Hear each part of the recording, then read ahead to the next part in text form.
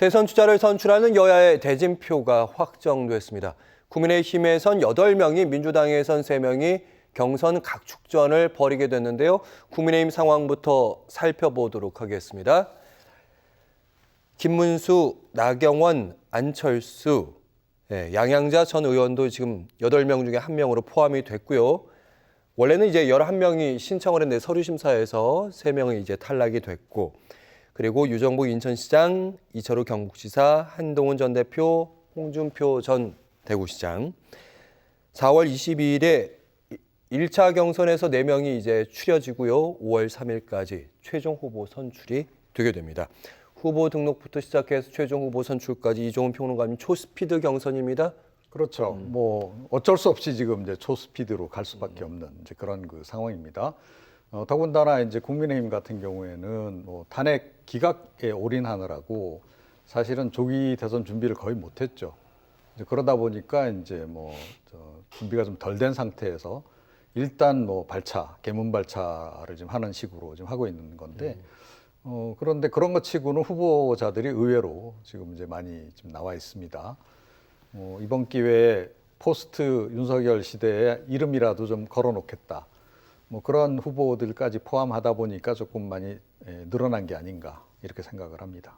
네, 그러니까 아무래도 이제 영향력을 크게 미쳤던 이제 윤석열이라는 이름이 사라지고 나니까, 물론 당내 영향력은 여전히 남아 있지만 다음 주인은 누가 되느냐, 이런 싸움을 지금 8명이 나왔다는 걸 그걸 방증한다는 그런 말씀. 그렇죠. 그러니까 뭐 이제 이번에 내가 될 수 있을 것이다라고 생각하는 분들도 있겠으나 그런 분들보다는 제가 보기에는 이번에 일단 명함 내밀고 인사드리고 이사에 이제 캠페인 좀 해서 뭐 지지세 좀 올리고 인지도 좀 높이고 해서 차기를 노리겠다.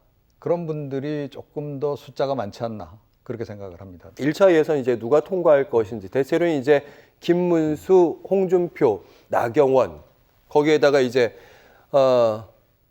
한동훈 대표까지, 전 대표까지, 아니면 이제 안철수 의원까지 5명 중에 4명이 들어가지 않을까 이렇게 예측하는데, 이종훈 평론가는 어떻게 보세요? 네, 뭐 이제 안철수냐 나경원이냐, 그래, 그 얘기를 많이 하죠.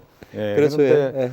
뭐 안철수 후보 같은 경우에는 뭐 지지세가 과거만은 못하지만 그래도 늘 일정한 그런 이제 지지세가 좀 있는 후보에 해당하고, 나경원 후보 같은 경우에도 뭐 한때 그 당대표 경선에 나와서 그래도 상당한 득표력을 또 보여줬던 바도 있고, 그렇습니다. 그래서 두 후보 다 이제 어느 정도의 역량은 좀 가지고는 있습니다.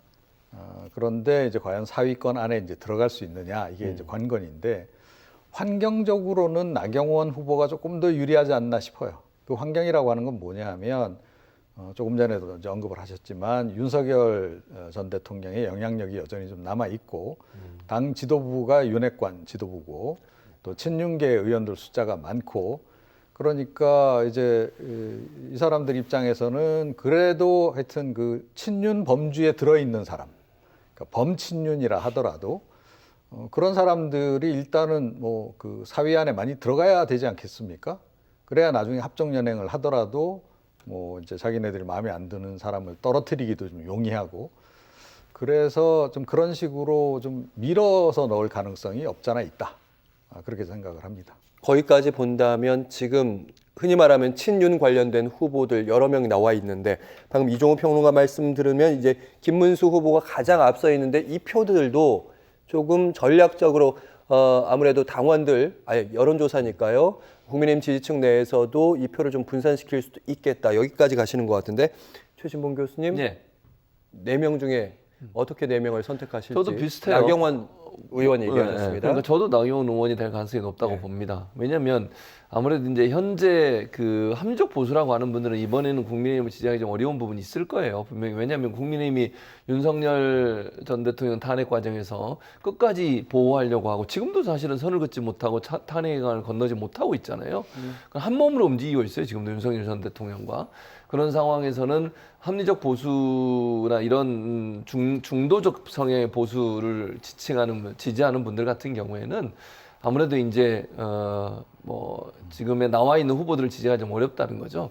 그렇기 때문에 남아있는 사람들, 국민의힘을 지지하는 층은 어쨌든 좀 극우적 성향이 있는 분들로 모여져 있을 가능성이 있고 그분들이 선거에 적극적으로 참여할 수밖에 없는 거 아니겠어요?